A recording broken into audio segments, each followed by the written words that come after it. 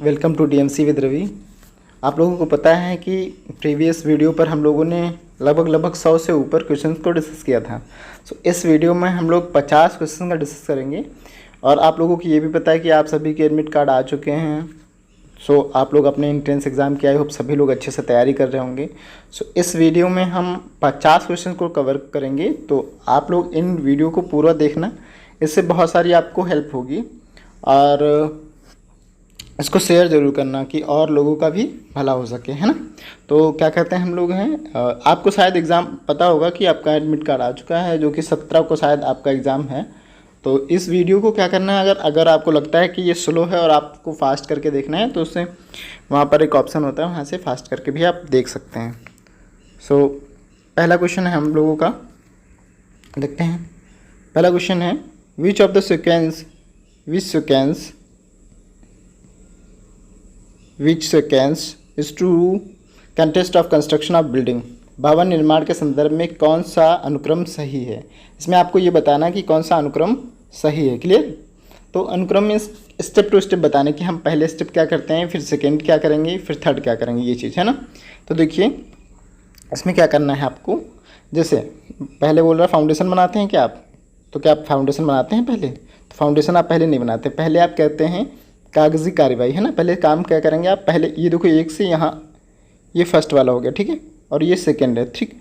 तो आपको बताना है, तो पहले आप पेपर वर्क करेंगे, फिर फाउंडेशन बनाएंगे, फिर रूफ डालेंगे, फिर प्लास्टर, और फिर क्या करते हैं। तो ये आपका ये दूसरा ऑप्शन सही हो जाएगा। यहाँ पर कौन सा सही होगा?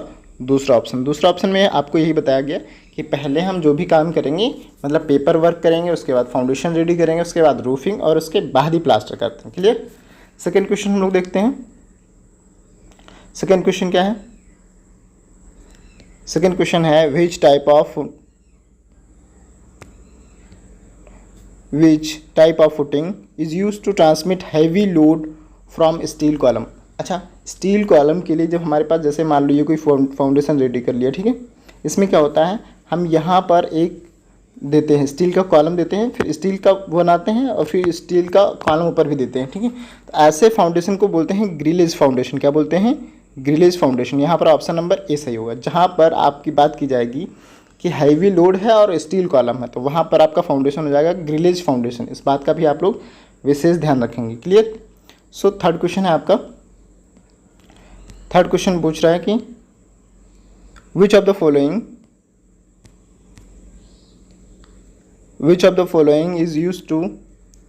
Following is also called permanent load. तो परमानेंट लोड के लिए हम कौन सी मतलब निम्नलिखित में से किसे स्थायी भार कहा जाता है। ये चीज़ हमने प्रीवियस वीडियो में भी डिस्कस किया हुआ है कि अगर स्थायी भार की बात करेगा तो आपका क्या आ जाता है, डेड लोड। मीन्स अगर हमारे पास कोई बिल्डिंग बनी हुई है, उसका अगर हमारा सेल्फ लोड को ही हम डेड लोड कहते हैं, या फिर उसी को हम मृत भार कहते हैं, ठीक है। और लाइव लोड क्या होता है, जो हमारा लोड क्या हो, एक स्थान से दूसरे स्थान, मतलब पोर्टेबल हो, ऐसी चीज़ें जो हम उसको फ्लोर से हटा सकें, वैसे लोड हमारा लाइव लोड कहलाता है। क्लियर। फोर्थ क्वेश्चन है in dash linseed oil is used as a solvent. Dash में अलसी का तेल का उपयोग विलायक के रूप में किया जाता है। तो यहाँ पर आपका राइट आंसर हो जाएगा ऑयल वर्निश, ठीक है। ऑयल वर्निश जो होता है उसे में एज अ सॉल्वेंट यूज़ करते हैं। क्लियर। क्वेश्चन नंबर 5 है। क्वेश्चन नंबर 5,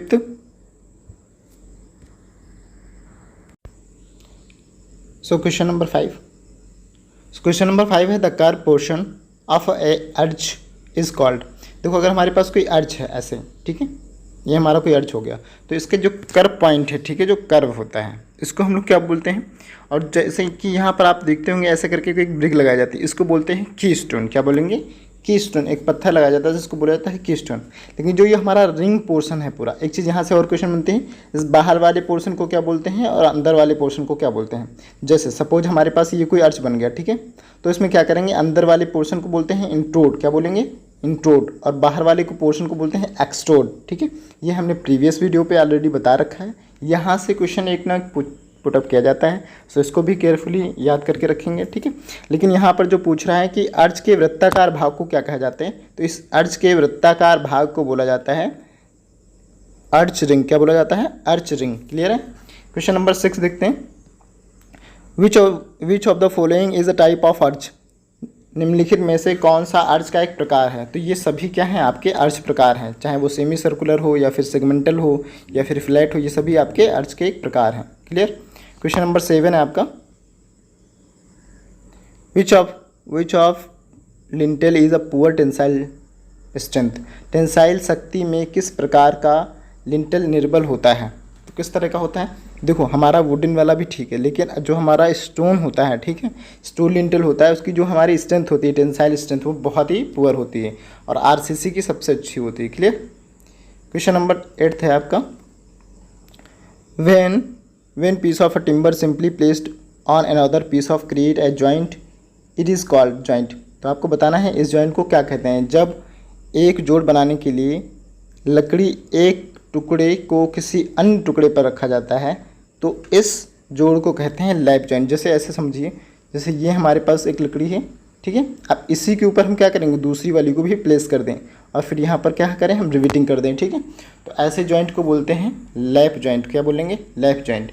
अगर पूछता है दूसरे तरह से घुमा करके, अगर क्वेश्चन पूछता है तो उसको पूछेगा कि बट जॉइंट क्या होता है। तो बट जॉइंट को देखो क्या होता है, जैसे हमारे पास ये कोई हमारे पास लकड़ी का टुकड़ा है, दूसरा हमारे पास की ये, ठीक है, अब इसी के ऊपर हम क्या करेंगे, बट्स प्रोवाइड कर देंगे, ठीक है। अब ये क्या हो गया, रिविटिंग कर देंगे, ठीक है। तो ये सिंगल रिविट बट जॉइंट होता है और डबल बट जॉइंट भी होता है, ठीक है, इसका भी ध्यान रखेंगे। नेक्स्ट क्वेश्चन नंबर 8 है आपका, when one of the piece, when, अच्छा क्वेश्चन हो गया 8। क्वेश्चन नंबर 9 है, यहाँ पर देखिए, name of the vertical portion of step, step के लंबवत हिस्से को क्या कहा जाता है, टीथ, राइजर, सॉफिट या फ्लायर। तो आपको देखो, जैसे हमारे पास ये कोई स्टेयर बन गया, ठीक है, ये कोई स्टेयर बन गया। अब यहाँ पर इस चीज़ को थोड़ा सा निकाल दीजिए, इस निकले हुए भाग को बोलते हैं नोजिंग। क्या बोलेंगे, नोजिंग, ठीक। जैसे देखो नाक निकली होती है ना सबकी, वैसे ही, ठीक है। अब इस वाले भाग को बोलते हैं राइजिंग। क्या बोलते हैं, राइजर, है ना। राइजर जो हमें क्या करा रहा है, ऊपर ले जा रहा है ना, ये देखो इसी की वजह से ऊपर जा रहे हैं ना आप लोग, तो इस वाले पोर्शन को बोलेंगे राइजर। क्या बोलेंगे, राइजर। और ये जो भाग है हमारा, इस भाग को बोलते हैं टीड। क्या बोलेंगे, टीड, ठीक है। और जो ऊपर सबसे छत से जुड़ा होता है उसको बोलते हैं लैंडिंग। क्या बोलते हैं, लैंडिंग, LANDING, ठीक है। नेक्स्ट क्वेश्चन है आपका क्वेश्चन नंबर 10। क्वेश्चन नंबर 10 देखो क्या है, इसमें कोई एक इमेज दी गई है, ठीक है। इस इमेज को बताना है कि इसका नाम क्या है, इसको क्या बोला जाता है, वॉच, प्रिज्मेटिक, चेन या मिरर। तो इसको बोला जाता है प्रिज्मेटिक कंपास, ठीक है, प्रिज्मेटिक कंपास। क्वेश्चन नंबर 11 है आपका, which of the following is the type of levelling, निम्नलिखित में से कौन सा लेवलिंग का एक प्रकार है। तो डंपी और कुर्सिंग, ये दोनों ही आपके क्या हैं, ये आपके लेवलिंग के प्रकार हैं। तो यहाँ पर ऑप्शन नंबर आपका सी हो जाएगा, ठीक है। क्वेश्चन नंबर 12 है आपका, which of the following CAD command can draw a line, निम्नलिखित में से कौन सा कैट कमांड एक रेखा खींच सकती है। तो लाइन कमांड, लाइन कमांड से हम लोग लाइन खींच सकते हैं। क्लियर।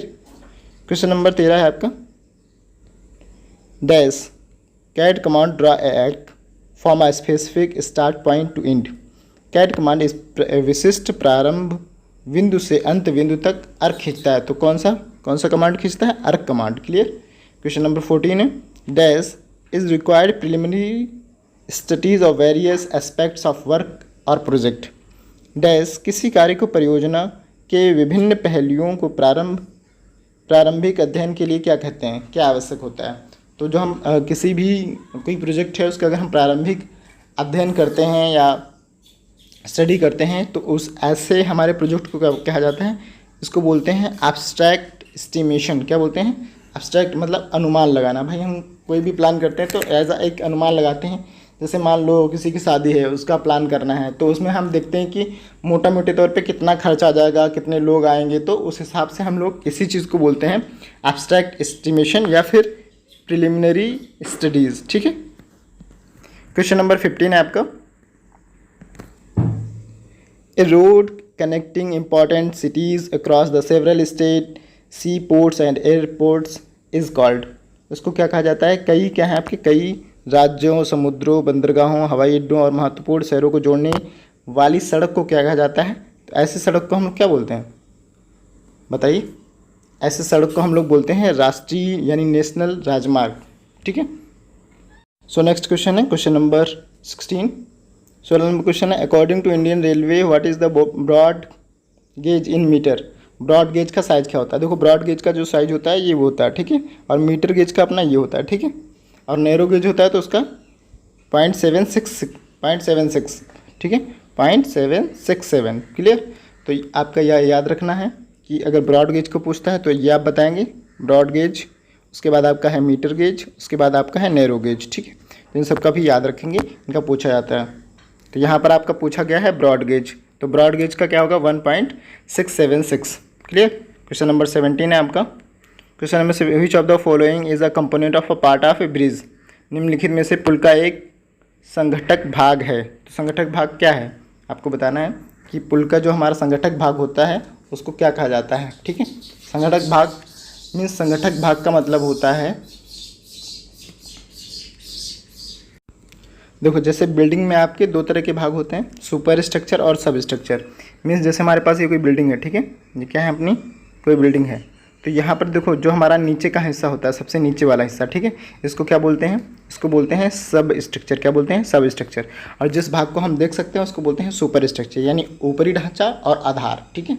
तो जो हमारा ऊपरी ढांचा और आधार होता है, ठीक है, और ऐसे ही सब सुपर स्ट्रक्चर यानी ऊपरी ढांचा, सब स्ट्रक्चर मतलब आधार, ठीक है, जैसे हम नहीं देख सकते, तो ऐसे ही आपका पुल में भी होता है, दोनों ही होते हैं। तो यहाँ पर दोनों तो टिक कर नहीं सकते, तो यहाँ पर ऑप्शन नंबर सी आपका सही हो जाएगा।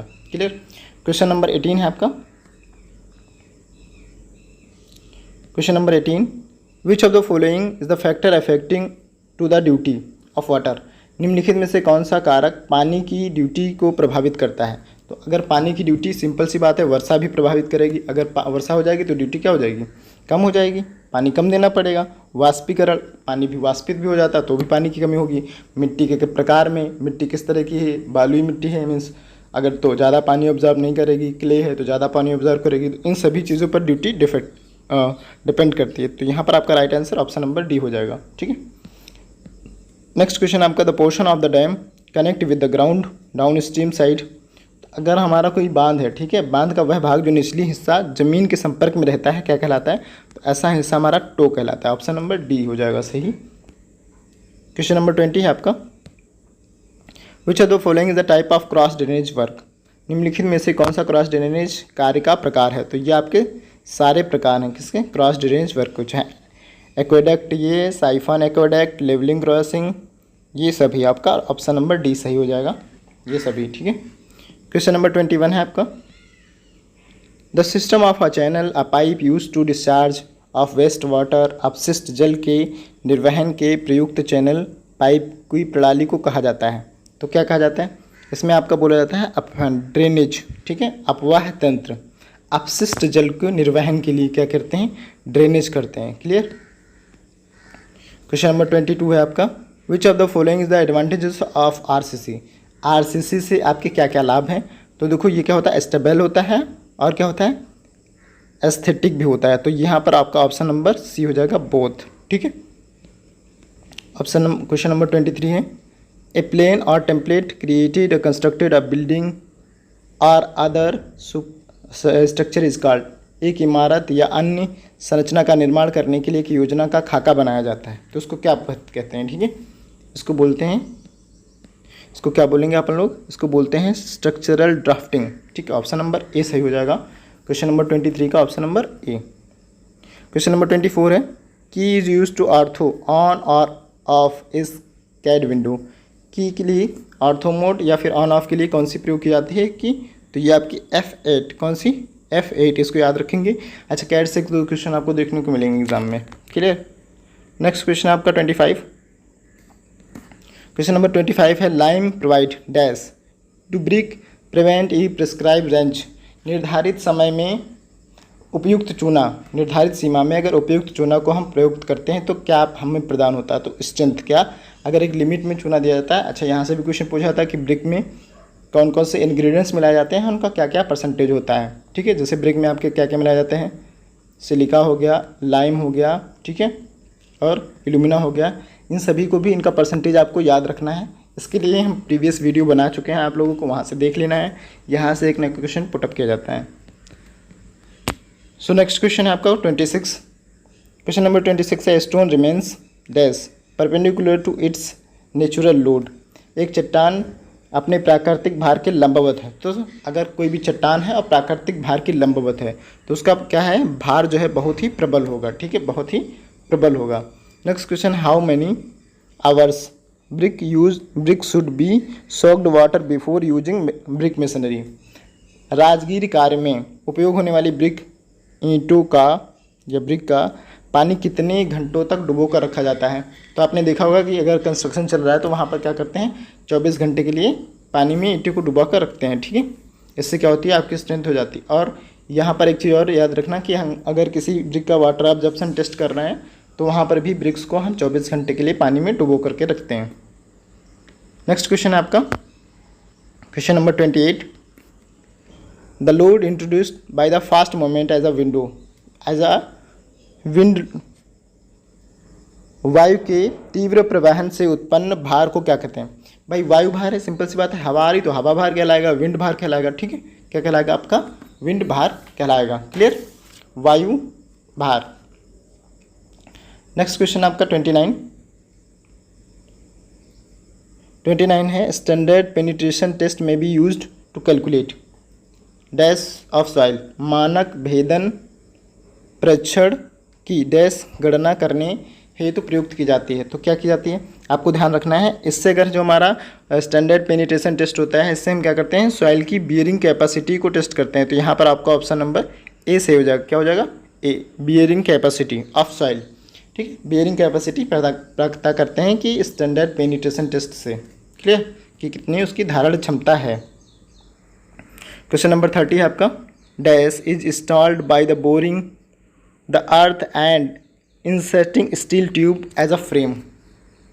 का स्थापन, डैश का स्थापन भूमि में छिद्र और फ्रेमवर्क के रूप में इस्पात ट्यूब को प्रवेशित किया जाता है। मीन्स कोई एक स्टील ट्यूब है और स्टील ट्यूब को क्या करेंगे हम, उसमें किसमें, अर्थ में हम उसको प्रवेश करा देंगे। ठीक है, तो ऐसे पाइल्स को हम क्या बोलेंगे, bearing pile. Option number B आपका राइट आंसर हो जाएगा। क्वेश्चन नंबर 31 है आपका, the paint containing aluminium powder as a base is called. Aluminium powder को बेस रूप में प्रयोग करके बनाया जाने वाला पेंट क्या कहलाता है। तो एल्यूमिनियम पेंट अगर हम डाल रहे हैं तो एल्यूमिनियम पेंट कहलाएगा। ऑप्शन नंबर 31 का ए सही जवाब हो जाएगा। ऑप्शन नंबर 32, क्वेश्चन नंबर 32 है आपका, dampness form dash of open.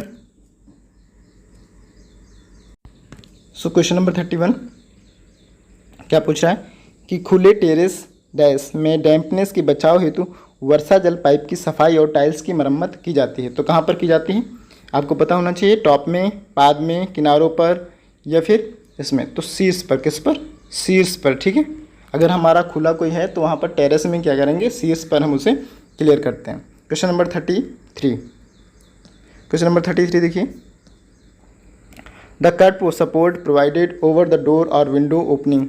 एक दरवाजे खिड़कियाँ के ऊपर प्रदान किया जाता है। दरवाज़ों और खिड़कियों के ऊपर क्या प्रोवाइड किया जाता है, आर्च किया जाता है, लिंटल किया जाता है, क्या किया जाता है आपको बताना। सो यहाँ पर क्या करते हैं, देखो दरवाज़ों के ऊपर हम लिंटल भी प्रोवाइड करते हैं, ठीक है, और आर्च भी प्रोवाइड करते हैं। तो अब आपको कैसे बताना कि आर्च प्रोवाइड करते हो, देखो यहाँ पर क्वेश्चन पूछा गया है, the support the curve support. ठीक है, मतलब अगर हम डोर बना रहे हैं या विंडो बना रहे हैं उसके ऊपर हम कर्व दे रहे हैं, इस चीज़ को हम बोलेंगे आर्च। क्या बोलेंगे, आर्च। और अगर हम कर्व नहीं दे रहे हैं, स्ट्रेट बनाते हैं, तो क्या कहलाता है ये आपका, ये कहलाता है आपका लिंटल। तो यहाँ पर आपका ऑप्शन नंबर ए सही हो जाएगा। क्या हो जाएगा, ए। क्यों, क्योंकि कर्व सपोर्ट है। ठीक है, question number 34, the minimum width of a window. तो मिनिमम विड्थ कितनी लेते हैं, एक खिड़की की न्यूनतम चौड़ाई कितनी होनी चाहिए, ये बताना आपको। तो न्यूनतम चौड़ाई हम इसमें कितनी रखते हैं आपकी, देखो न्यूनतम चौड़ाई रखते हैं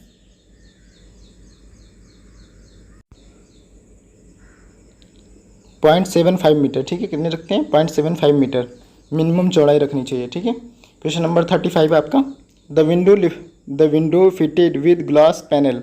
तो ग्लास पैनल अगर हम फिटेड कर रहे हैं किसी भी विंडो में तो हमको क्या कहलाएगा, ग्लेज्ड विंडो। क्या कहलाएगा, glazed window. Clear, option number A और यहाँ पर ऑप्शन नंबर सी।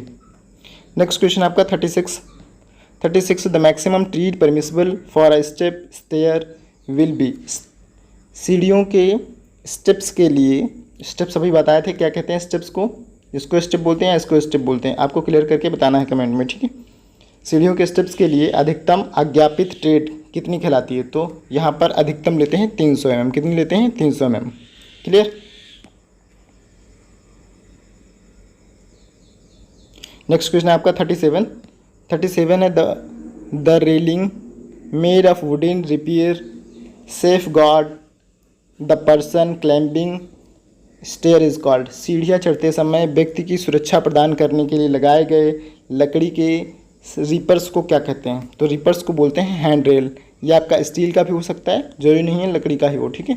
स्टील का भी हो सकता है और वुडन का भी हो सकता है, तो इसको बोलते हैं hand rail. Option number C सही हो जाएगा, ठीक है। क्वेश्चन नंबर 38 है आपका the polymer seat laid on the top of cement concrete flooring is called. Cement concrete के फर्श की ऊपरी सतह पर लगाई गई पॉलीमर सीट क्या कहलाती है? तो पॉलीमर सीट को बोलते हैं लियोनाइट फ्लोरिंग। क्या बोलेंगे? Linoleum flooring. Option number C. The survey, question number 39 है the survey carried out of certain a surface undulation of earth is called। Dash survey, पृथ्वी की सतह की हलचल का पता लगाने वाले सर्वेक्षण को क्या बोलते हैं? टोपो बताना है, कैस्ट्रल, सिटी, स्थलाकृति या इंजीनियरिंग। तो यहाँ पर आपको क्या बोला है, क्या बताना है? सही जवाब स्थलाकृति, टोपोग्राफी, ठीक है। टोपोग्राफी से हम पता करते हैं कि कौन सी सतह पर हलचल का पता लगाने वाले सर्वेक्षण को बोलते हैं टोपोग्राफिकल सर्वे, ठीक है। नेक्स्ट क्वेश्चन आपका है 40 chain for surveying is made. सर्वेक्षण हेतु चैन निर्मित की जाती है, तो किसकी की जाती है? लिंक्ड की तरह। आपको बताना है इसमें आयरन लिंक, आपको ये बताना है कि 20 मीटर में कितने लिंक होते हैं और 30 मीटर चेन में कितने लिंक होते हैं। देख लो 20 मीटर चेन में होते हैं 100 लिंक, कितने होते हैं ये क्वेश्चन पूछा गया है। और 30 मीटर लिंक में आपको कमेंट करके बताना कि 30 मीटर चेन में कितने लिंक्स होते हैं, ठीक है। और इसका हैंडल जो होता है हमारा वो किसका बना होता है, किस मेटल का बना होता है? ऑप्शन है आपके पास ब्रॉस, आयरन या फिर स्टील, ठीक है, ये आपको बताना है। नेक्स्ट क्वेश्चन आपका 41 है levelling staff which has a target and permitted reading by the person holding of a staff is called. एक लेवलिंग स्टाफ जिसका एक लक्ष्य होता है और वह स्टाफ को पकड़ने हेतु तो व्यक्ति द्वारा पाठ्यांक की पढ़ने की सुविधा प्रदान करता है, क्या कहलाता है? तो 41 का ऑप्शन नंबर हो जाएगा लक्ष्य यानी टारगेट स्टाफ। क्या बोला जाता है? Target staff. Option number B सही हो जाएगा आपका। क्वेश्चन नंबर है आपका 42 the survey instrument which can measure the horizontal and vertical angle. Horizontal और वर्टिकल एंगल की बात करेगा तो आपको कौन सा ऑप्शन सबसे पहले मार देना है? थियोडोलाइट। क्या मार देना है? थियोडोलाइट। थियोडोलाइट क्या होता है? हमारा एक इंस्ट्रूमेंट है जिससे हम हॉरिजेंटल एंगल कितना है और वर्टिकल एंगल कितना है ये हम पता करते हैं, ठीक है। ये हमने प्रीवियस वीडियो में उसके बारे में बताया कि कैसे मेजर करते हैं, ठीक है, इसको भी आप लोग देख सकते हैं। थियोडोलाइट क्या होता है? एक तरह का इंस्ट्रूमेंट होता है जिसमें हम वर्टिकल एंगल या फिर हॉरिजेंटल एंगल मेजर करते हैं। नेक्स्ट क्वेश्चन आपका है 43 विच of the following is not the principle of planning. निम्नलिखित में से कौन सा योजना का एक सिद्धांत नहीं है? तो आपको बताना है योजना का कौन सा एक सिद्धांत नहीं है। तो पहला ऑप्शन फर्नीचर, दृष्टिकोण, पूर्वानुमान, सम्मान। तो सम्मान नहीं होता है, ठीक, क्या नहीं होगा? सम्मान नहीं होगा, ठीक है। बाकी सभी तो आपको लग ही रहा है ये सब इंजीनियरिंग से रिलेटेड है। ये सम्मान, रिस्पेक्ट इसमें कुछ नहीं होता है। प्रिंसिपल ऑफ प्लानिंग में क्या होना चाहिए? फर्नीचर रिक्वायर्ड होता है, एस्पेक्ट्स होते हैं, प्रोस्पेक्ट्स होते हैं, मीन्स पूर्वानुमान भी लगाया जाता है, लेकिन रिस्पेक्ट का यहाँ पर कोई काम नहीं है, ठीक है। ये हमारा क्या है? ये हमारा प्रिंसिपल ऑफ प्लानिंग नहीं है, ठीक है, और इसने भी पूछा भी है, नहीं है, ठीक है। नेक्स्ट क्वेश्चन आपका 44 a bill all bill in the estimate other than first and last prepared by which of the following bill format। प्रथम और अंतिम बिल के अलावा अन्य सभी बिल निम्नलिखित में से किस बिल प्रारूप से बनाए जाते हैं? तो बताना है लास्ट बिल, प्रथम और अंतिम, फर्स्ट बिल या फिर रनिंग। तो यहाँ पर आपका ऑप्शन नंबर हो जाएगा फर्स्ट बिल। क्या हो जाएगा? First bill. Option number C सही जवाब हो जाएगा, ठीक है, फर्स्ट बिल। क्वेश्चन नंबर 45 आपका the most important road connecting the cities airport. अच्छा, उसी तरह से आपका, ठीक है, जैसे पहले पूछा गया था, लेकिन यहाँ पर क्या पूछ रहा? सबसे महत्वपूर्ण सड़क जो विभिन्न राज्यों, सड़कों, हवाई अड्डों, बंदरगाहों को जाती हैं, तो उसको बोलते हैं ट्रंक रोड। क्या बोलेंगे उसको? Trunk road. लेकिन इसी को बोलते हैं नेशनल हाईवे भी। अगर ऑप्शन ट्रंक रोड नहीं होता तो आप क्या बोलते हैं, नेशनल हाईवे NH, ठीक है। आपको कमेंट में बताना है कि सबसे बड़ा NH कौन सा है, ठीक है, नेशनल हाईवे कौन सा है और कहाँ से कहाँ तक है, ठीक है। नेक्स्ट क्वेश्चन है आपका 46 है, which of the following is the correct desirable pH value of irrigation. pH value कितनी होनी चाहिए, देखो आप बताना, पता है कि शायद 7 किसकी होती है, जो हमारा शुद्ध वाटर है यानी पीने वाले पानी की जो pH वैल्यू होती है वो 7 होती है, ठीक है। तो इसी के अप्रॉक्स में होनी चाहिए, ठीक है। तो जो हमारा पानी है जो सिंचाई के लिए हम प्रयोग करते हैं वो 6 से 8 के बीच में होना चाहिए, 8.5 के बीच में इसकी pH वैल्यू होनी चाहिए, ठीक है। नेक्स्ट क्वेश्चन आपका 47, the method of impounding water divided land into small plots having uniform level is known as which the following। एक समान स्तर भूमि लघु टुकड़ों में विभाजित करके जल भराव करने की विधि को क्या कहते हैं, तो ऐसे को बोलते हैं फ्री फ्लडिंग। क्या बोलेंगे, फ्री फ्लडिंग। याद रखेंगे आपको यहाँ पर ऑप्शन नंबर सी हो जाएगा, फ्री फ्लडिंग। नेक्स्ट क्वेश्चन आपका 48, if R is run of, E is the evaporation, P is the precipitation. तो ये आपको पता है R क्या है, रन ऑफ है, P क्या है आपका प्रेसिपिटेशन है और E क्या है आपका इवेपोरेशन है। तो यहाँ पर आपको राइट आंसर बताना है, ठीक है। तो यहाँ पर हो जाएगा आपका P मतलब R बराबर रन ऑफ क्या होता है, रन ऑफ वो होता है जैसे हमारा कोई पानी बरसा, ठीक है। अब पानी बरसने के बाद में कितना हमारा मतलब फ्लो करेगा, अर्थ पर कितना पानी फ्लो करेगा, तो जितना बरसा है वो, ठीक है, उससे क्या होगा, माइनस हो जाएगा। क्या, जितने देखो अगर पानी हमारा फ्लो तभी करेगा ना अर्थ पर जब उसके गड्ढे भर जाएंगे और पानी का जितना इवेपोरेशन हो चुका है वो, ठीक है। तो जितना भी मतलब इवेपोरेट होने के बाद में पानी जो बच जाएगा, मतलब पानी बरसा, ये प्रेसिपिटेशन मतलब पानी की वर्षा हुई, ठीक है।